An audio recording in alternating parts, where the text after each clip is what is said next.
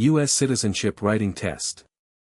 Practice Sentences, Set 1, 2026, Key Concept.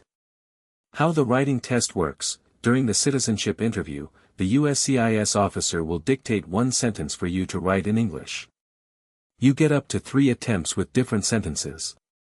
You do not need perfect spelling or grammar, the officer needs to understand what you wrote. Write in printed letters if your cursive is hard to read. You will be given a pen and paper. Write neatly. Minor spelling errors are generally acceptable as long as the sentence is understandable. Key concept. Practice sentence 1, write this, the officer says, Abraham Lincoln was the president during the Civil War. Write it down.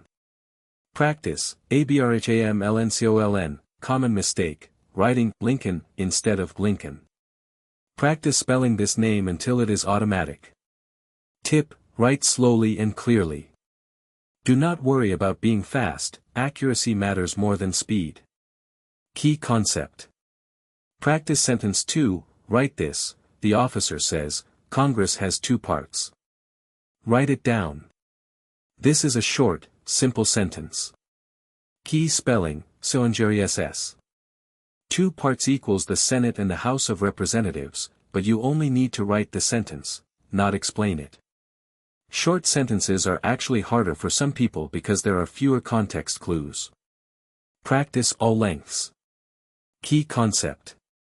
Practice sentence 3, write this, the officer says, the flag has 50 stars. Write it down. Key words, flag, 50, stars.